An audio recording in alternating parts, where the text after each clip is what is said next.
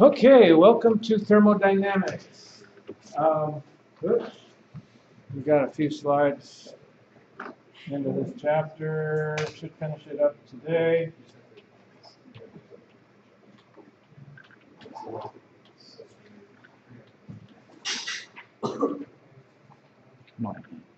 So last time we finished up this, and we were able to take properties, and knowing how much vapor we had at 90 degrees C, we could figure out what the pressure is from properties. For that all to be true, it had to be a certain volume. So we're actually going to use some of this today in lab. The lab today is we're going to take refrigerant in a can and let it go, and then see what happens. And one of the things we need to know is what is the mass of the refrigerant in the can, and if we know the volume of the can, then we can figure out properties.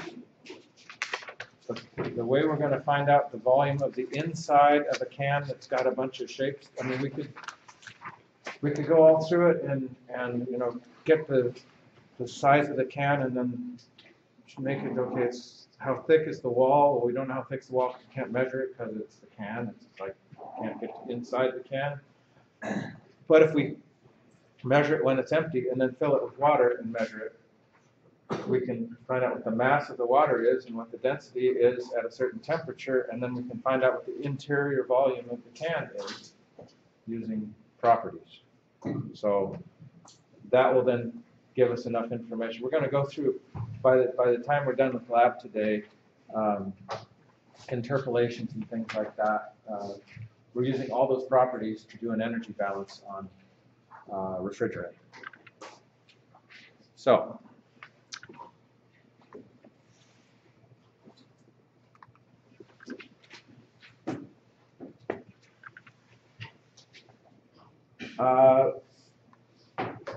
for air, the properties for air, it's an ideal gas.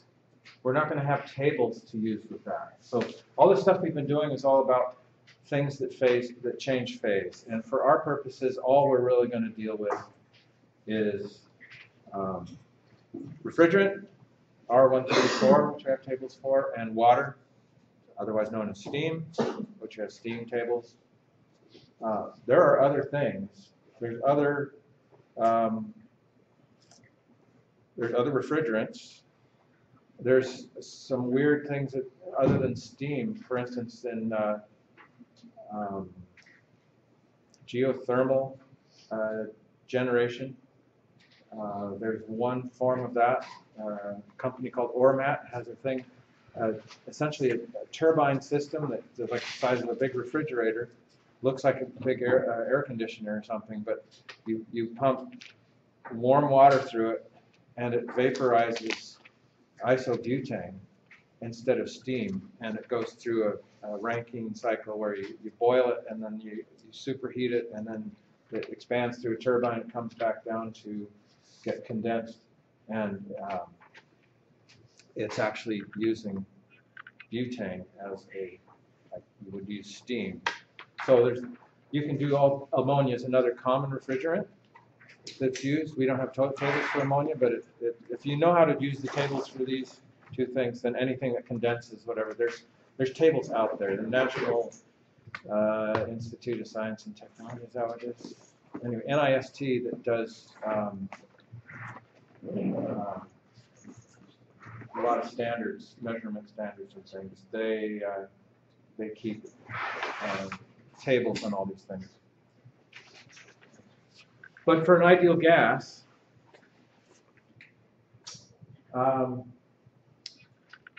it's all built into the ideal gas law. It doesn't change phase as long as we're far enough away from, as long as it's acting like an ideal gas. The enthalpy is a C sub P value that actually varies with temperature. Constant within a narrow range, but it does change. C sub P is for enthalpy, C sub V is for internal energy. What's left? There's ways we calculate entropy. But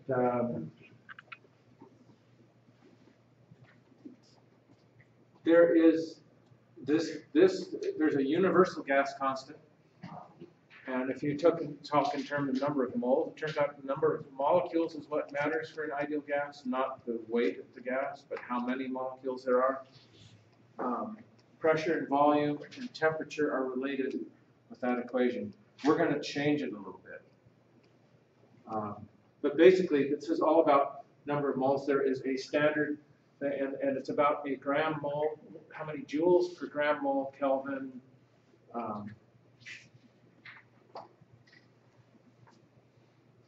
And a gram mole is 6.022 times 10 to the 23rd. Avogadro's number. Hopefully you've seen that somewhere.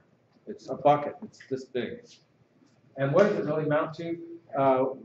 They defined a gram early on. A gram is what happens if you take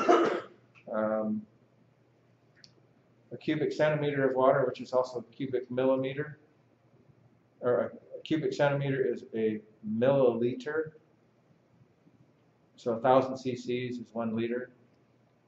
And if you fill that with water, that's a gram. If you took all the water out, or no, if you take that amount of water and put it on a scale, and on the other side, you put a bunch of protons. That would be, you know, it's a proton and an electron, and the proton.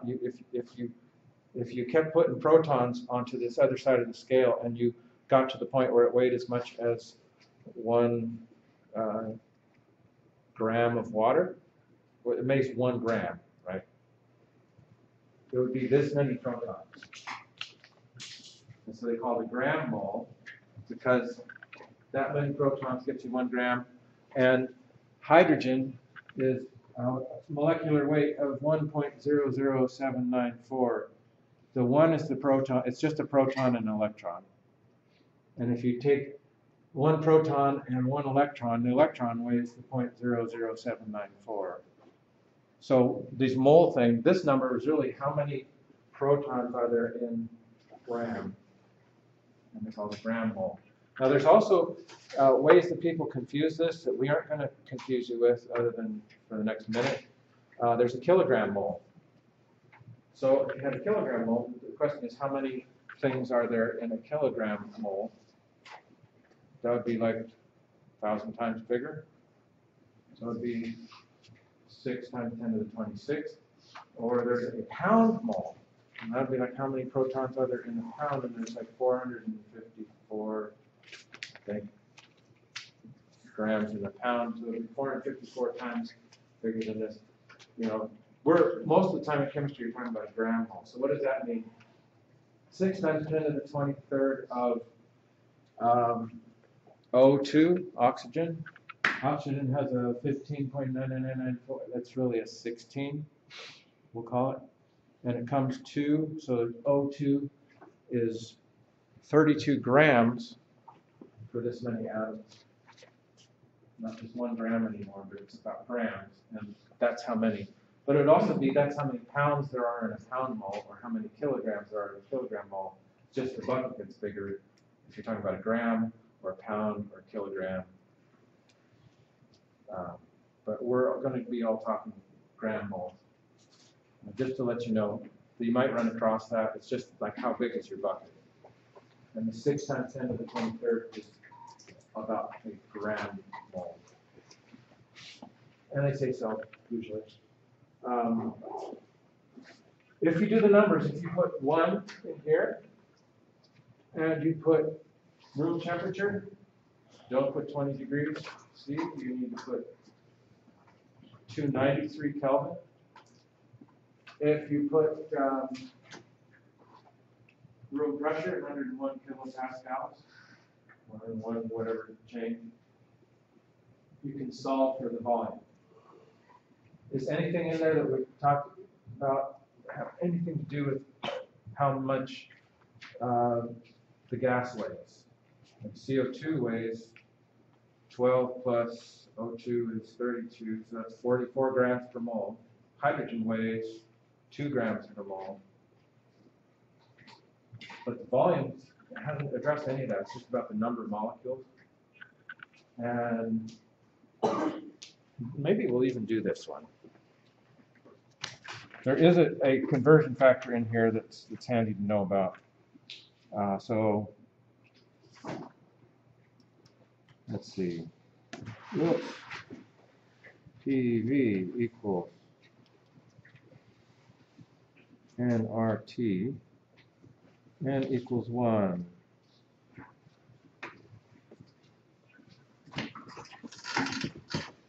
R equals, and 1 gram mole of whatever gas you want, whatever you want, hydrogen or uranium dioxide, or you name it, as long as it's the ideal gas, the conditions are such that it's an ideal gas. And usually what that means,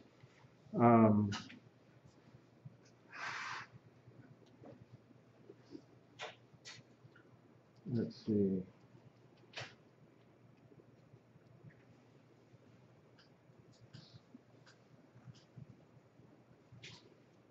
Its ideal gas is far enough, it's superheated.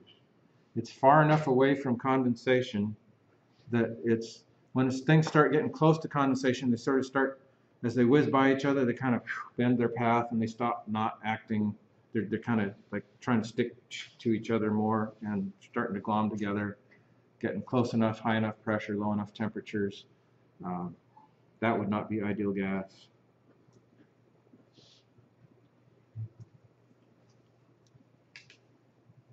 So I want to solve for the volume.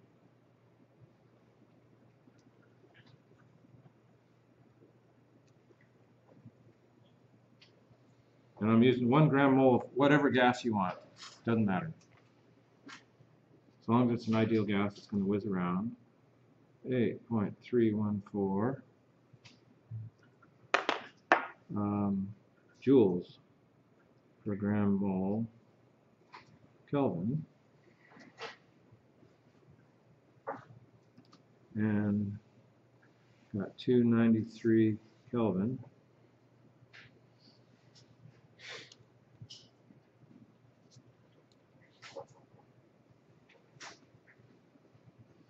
And divide that by 101 kilopascals.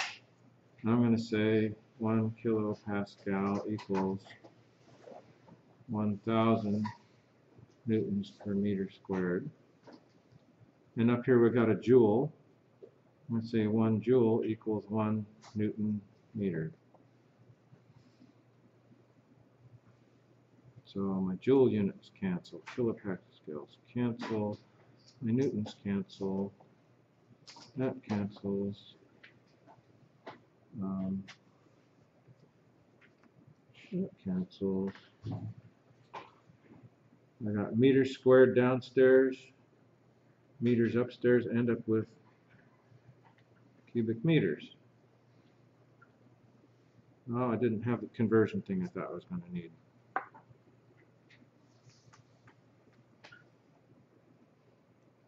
So that's going to give us a number.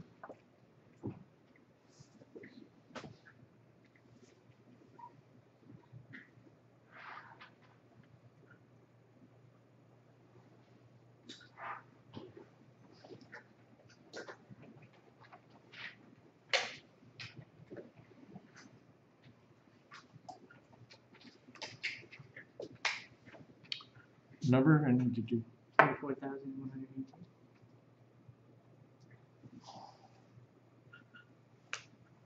24,000? Interesting. Very interesting. 0.024. That's No. 0.024. Yeah, that makes sense.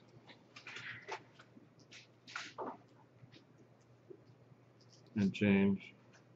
And what that means is, and I could do the conversion. There's 1,000 liters in 1 cubic meter. So we're talking about 24 liters.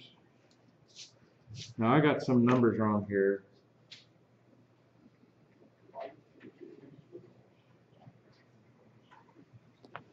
Like I didn't do the 101.62, whatever the standard atmosphere number is.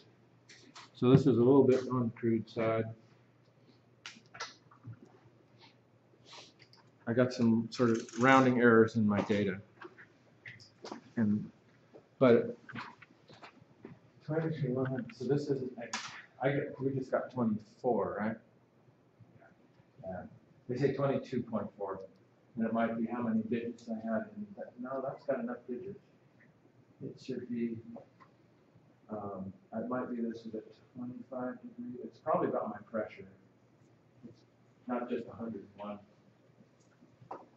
At any rate, they say that number should have come out at 22.4 if I had all my numbers. And the point is, we were able to calculate 1 mole of any kind of ideal gas at room temperature pressure is going to always have the same volume.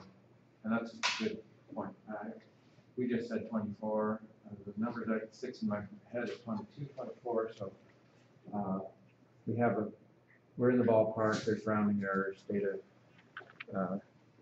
imprecision. So that should be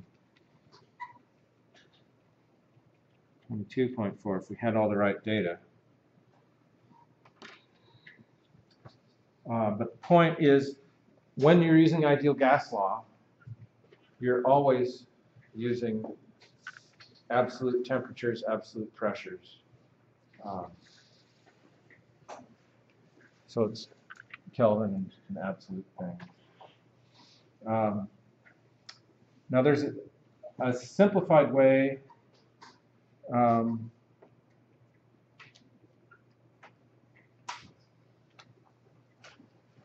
We're going to change. We're not going to use the universal gas constant anymore. We were just using this specific volume, all right? So we're going to define. I'm going to do another thing up here on the screen.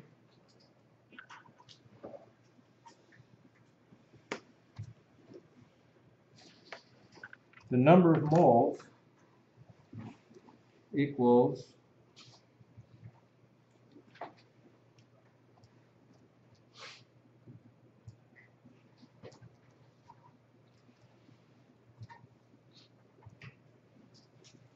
if I have 32 grams of O2, how many moles do I have? It's O is 16, so O2 is 32. I have like 1 mole.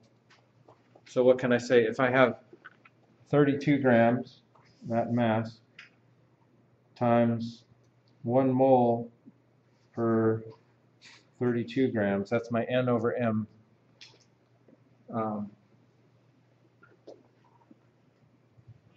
1 mole is 32 grams of oxygen, 1 mole of oxygen. If I substitute this into here,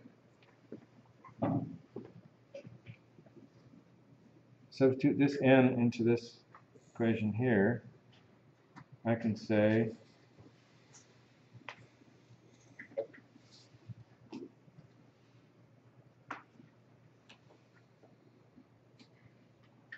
actually, you know, I think I'm going to do this slightly differently to save confusion. The mass divided by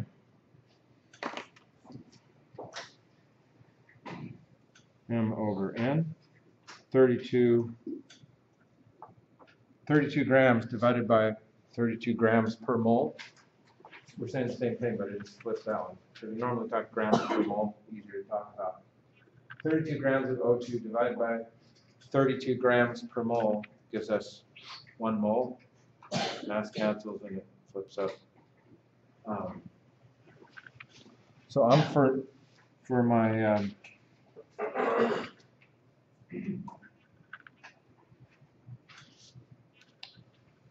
going to substitute that into where I have N, mass per mole, Mass divided by mass per mole gets me moles. That's what I started with. And I have a universal R, and I have T. And all that equals pressure times the total volume. Because we're talking in terms of mass. How many things here are constants? Does temperature vary? Temperature varies. The pressure is going to vary over the time. Yeah, we'll have different pressures, have different volumes. Can we vary the mass? More or less stuff? Yeah. Molecular weight of a particular thing going to change? No. The universal gas constant going to change? Probably not. So I'm going to group together the stuff that are constants. And I'm going to say PV equals M times the universal R divided by mass per mole times temperature. And since I'm grouping those together, I'm going to turn those into a new constant. They're both constants. So if I know I'm dealing with CO2, or I'm dealing with air, oxygen, nitrogen, whatever, if I know what the molecular weight is, I divide that into here, and I can come up with an value for the gas constant.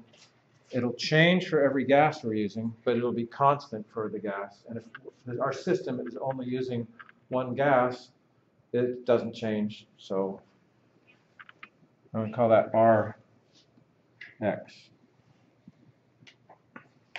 That's listed in the tables of your book.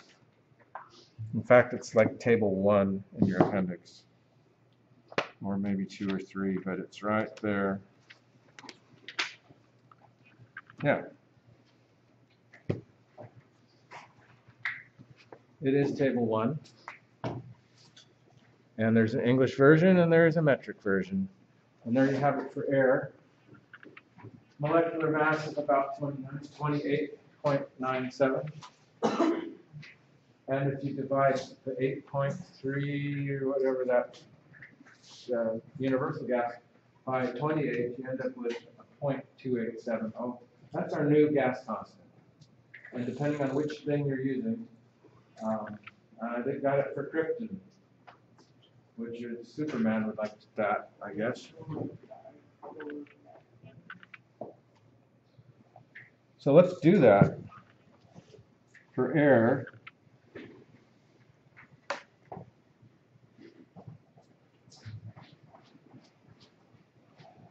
Is 8.314 joules per gram mole Kelvin.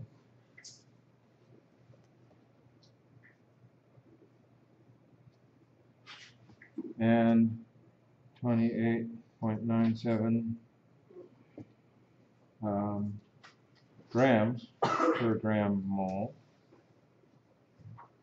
Gram moles cancel. 8.314 divided by 28.97.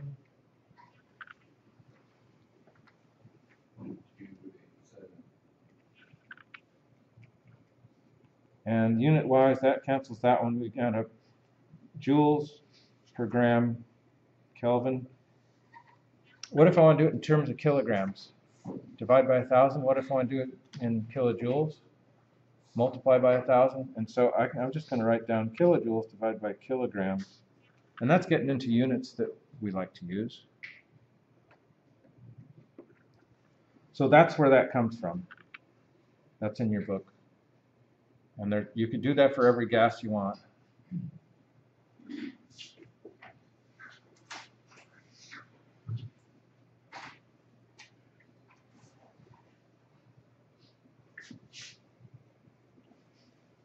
And now that gets us to a new version of the ideal gas law. PV equals M Rx T. And now, another little trick. I'm going to divide both sides by M. And I can say, what is volume divided by mass? Total volume divided by total mass. That's our specific volume.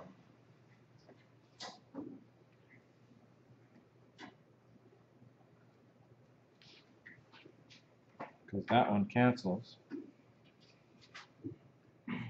And if you recall, specific volume is the inverse of density. So instead of if we want density or specific volume of an ideal gas, we no longer go to tables.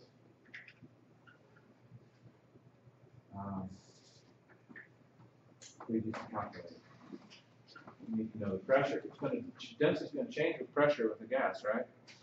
And it'll change with temperature. That's all that matters. This is a constant, and that will fall out. Has to be absolute values.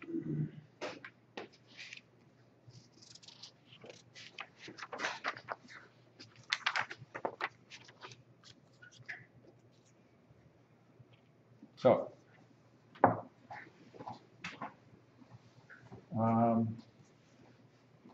so we just went through this. There's the English version of it.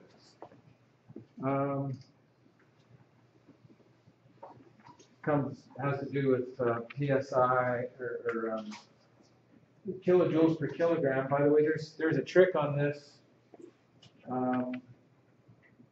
This could also be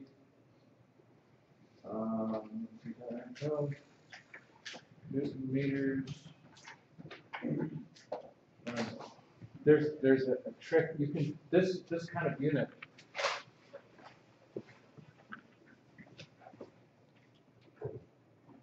Can also be expressed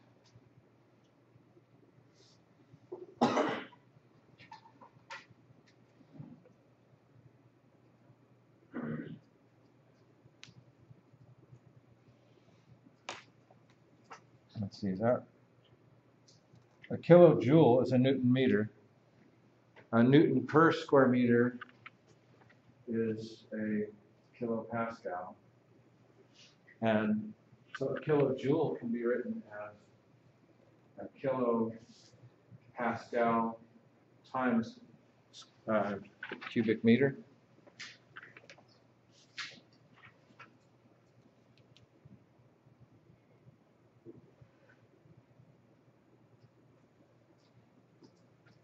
And that's what they've done in this version, the English units. Pressure times cubic feet divided by pound mass of Rankine. Now, why would that be helpful? Let me go back to the document camera. Kilojoule Newton meter Newton per square meter times a meter cubed. It wraps back up in kilojoules. This becomes kilojoules. When you use this in this equation, the two things that you have going for you are you've got pressure, and you're probably looking for density. And there's your density units. And you multiply by pressure and temperature, and the units fall out. Otherwise, you have to keep doing the conversions of kilojoules to kilograms. So this is the same unit as that, just less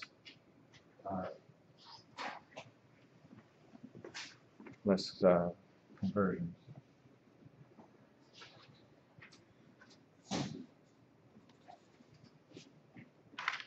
So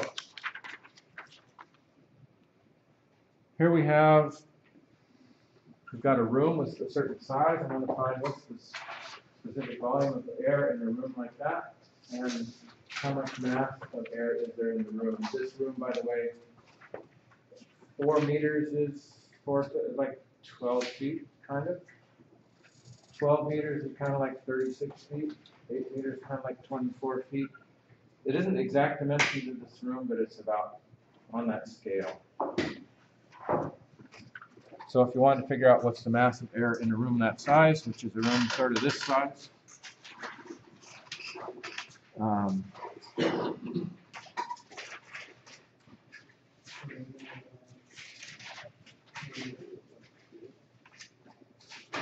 going to be using ideal gas law, so I'd better have it in Kelvin. So I've got 293 Kelvin.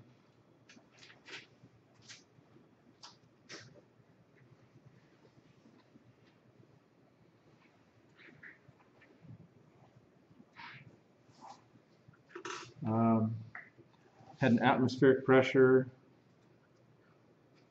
is 95 kilopascals, and that's atmospheric pressure, so that's an absolute number. If it said it was like 5 kilopascals, you say, well, that must be gauge pressure or something. You know, you need context.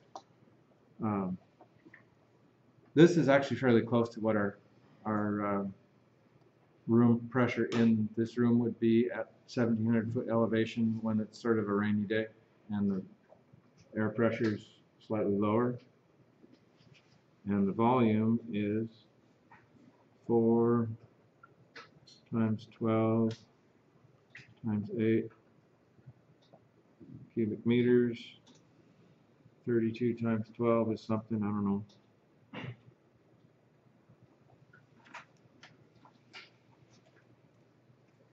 Oops, that's a omega. I want a specific volume, and I want mass. So PV equals RT. Specific volume is. Oh, there's an idea. I should turn on the direct cam. Everyone just crowd around up here and do. What do we got? R times T divided by P. So my R's, I've got 0.2870, and my R value is air for air. And I'm going to use that trick. It's going to be kilopascal meters cubed per kilogram Kelvin times 293 Kelvin divided by 95 kilopascals. And I end up with units of meters cubed per kilogram.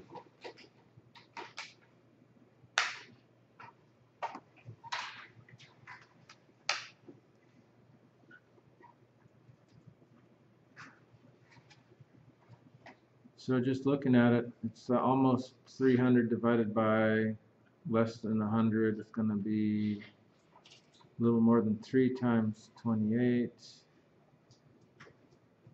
I got 0.885. Okay, thank you.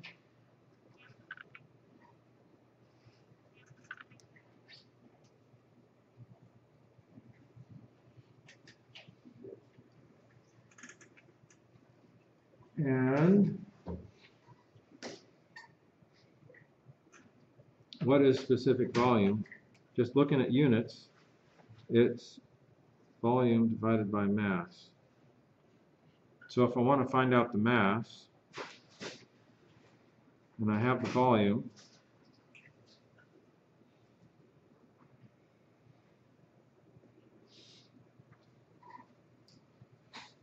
I'm going to want to take that, I'm going to do volume divided by specific volume.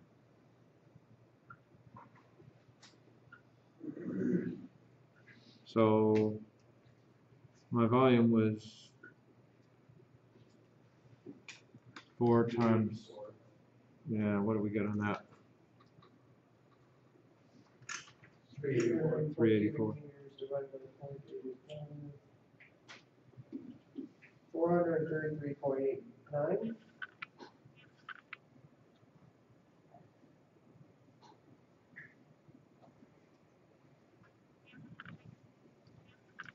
Say that again. 433.898. So that actually is 433.9. 0.9, and we really only have 3 digits. I'm going to call it 434. The mathematics is much more precise than our data.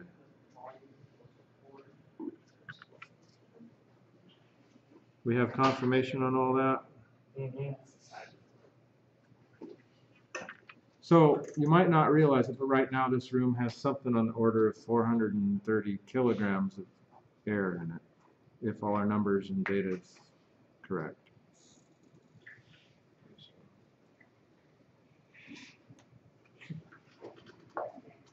which means if we know what the specific heat of the air is per mass, and we know we want to heat up the air in the room and not the mass of all the cabinets and everything else is a whole different question, but if you wanted to heat up the room, run this air through a heater, you could figure out with the C sub P and a change in temperature once about 5 degrees, say. 5 degrees times this amount of mass times the C sub P would tell you what the heat load is for heating up the air. That's why we want to know things like the mass.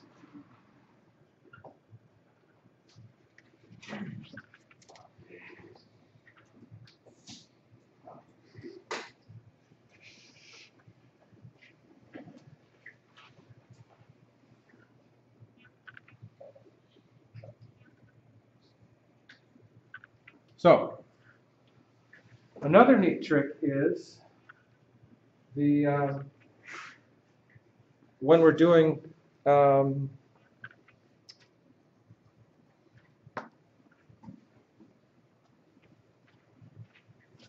if you have the same volume, the same mass of air in a chamber, like in a combustion chamber or a room that's sealed, that the mass isn't changing.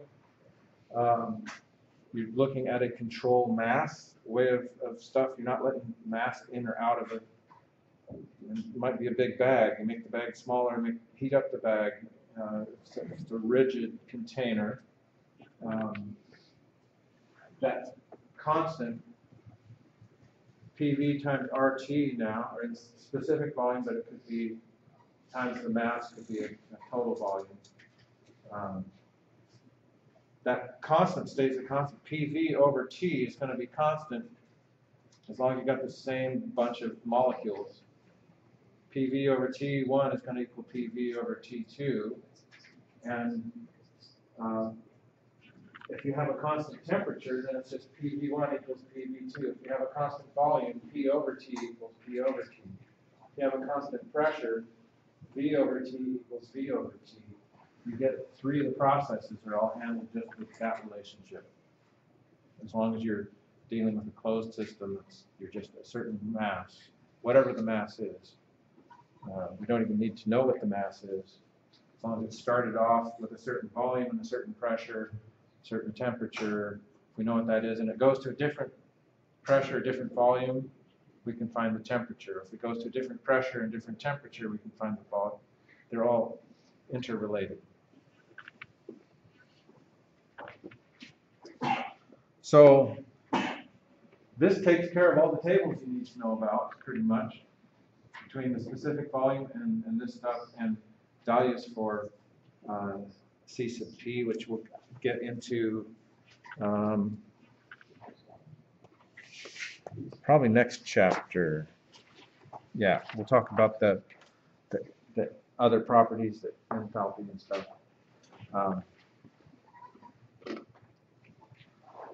One warning about ideal gases is just because it's a gas, it's not always ideal. And when is it not ideal? Here's our temperature versus volume chart. Here's our saturation curve. And these numbers are sort of how much it acts like, how much the error is in comparing the vapor here to an ideal gas. Out here at large volumes and low temperatures, it acts pretty much like an ideal gas all the time. As you get into smaller volumes, which would be higher pressures probably, and higher temperatures, the errors start to get crazy. So you can call this, if you're out in this zone, it's an ideal gas. But if you get in towards here, then you need to start using tables or corrections or what have you. So that's why we use charts for the steam and not the superheat steam. We don't just use ideal gas laws because you can have 152 times error. It's not ideal gas law in that region. Now, but for air, unless you're down cryogenic and super high pressures, you're not. It's going to be a gas for most of what we do, high temperatures and so forth. So for air, for nitrogen, oxygen, hydrogen, ideal gas law is going to work pretty well.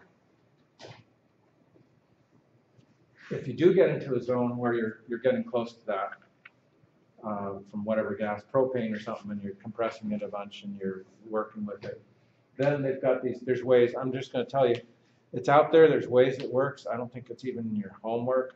Might be a problem that you look at in your homework. But they basically say there's this compressibility factor, which is really sort of the correction factor at a given set of conditions. It acts 70% like ideal gas law, or 69%, and it varies depending on the conditions. So ideal gas, this value is 1, and one of the ways they talk, you actually have it in your book, you have this reduced pressure and reduced temperature thing, which is basically a ratio of that critical temperature and pressure, which is where, like, water just expands, it doesn't have the surface tension thing. We talked about that critical point. That's the top of the saturation dome that we've been looking at. That's what these values are. And depending on that, here's a chart that's in your book. And reduced temperature of 2, that means you are at twice the critical temperature. And a reduced pressure of 2 means you're twice the critical pressure. Then your correction factor would be 0.95 or something. If you're at the reduced pressure here, and you're at, basically this says you're at critical point. You're at the reduced pressure, and at the reduced pressure of 1, you're at critical temperature and pressure. It's only acting 20% like an ideal gas. And then use that factor in they show it in the book. Basically, it's a correction factor for. And what the interesting thing here is they showed for methane and propane and nitrogen and carbon dioxide and water and all these things, they curve these curves are holding pretty good if you do it relative to those critical temperatures. They're following curves really nicely. Even though these are all different molecular weights, different numbers of molecules in them. So point being, there's ways to deal with that. Beyond this slide, you're not going to have to worry about it. Just if you do have to worry about it, you can figure it out when the time comes. Or you can assign somebody to figure it out for you. So that's the ideal gas equation, and there's various people that came up with ways. They all argue ways how to correct for that. I don't even know what some of these are, but just there's different ways people correct. To what somebody will say they're more accurate in a certain range than something else. So that's good timing. So that's the end of chapter 4.